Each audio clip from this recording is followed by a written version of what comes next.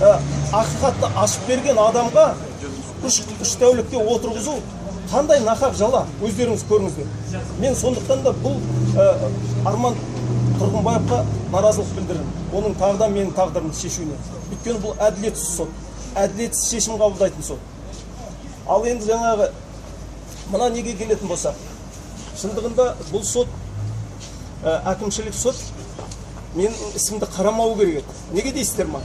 Өйткені тура осы іс бойынша, яғни Аңыз адам журналының нөмір 8-ші Адольф Гитлерге арналған номері бойынша азаматтық сот болды. Гражданский судья сот дейді ғой.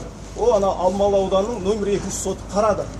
Және олар фашизмді насихаттады деп маған өте әділетсіз шешім шығарып берді.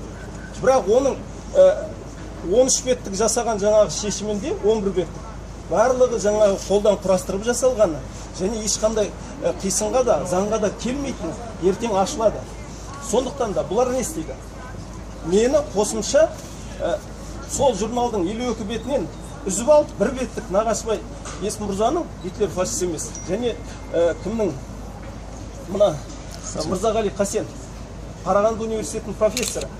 Mein Kampf'те көп нәрсе дұрыс жазылған деген екеуінің жауабынан экстремизм белгілері бар болуы мүмкін деген сараптамалық қорытынды шықты.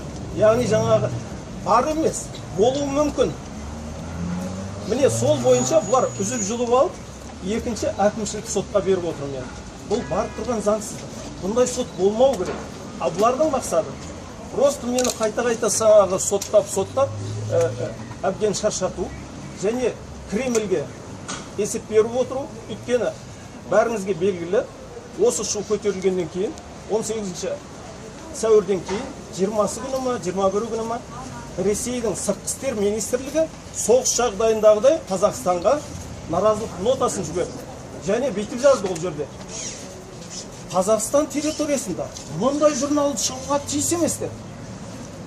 Олай бұйыруға Қазақстан Республикасының президенті бұйыруына болады. Немесе жаңағы Қазақстан Республикасының тиісті органдары сөйтіп жазуына болады.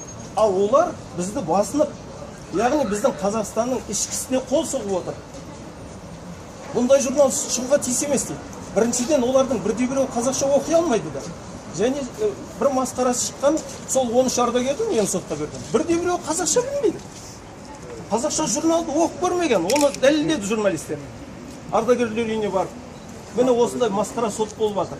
Барлық мақсаты сол жаңағы нотадан кейін Кремльге есеп беріп отыру. Міне біз жарылқап қалбайды да, және оның аңыз адамын да осылай соттап жатырмыз. Ертең жаңағы бұны жауып тынамыз деп. Өйткені аналар айтты, бұндай журнал шығуға тиіс емес. Соны орындау үшін ғана жасалып жатыр.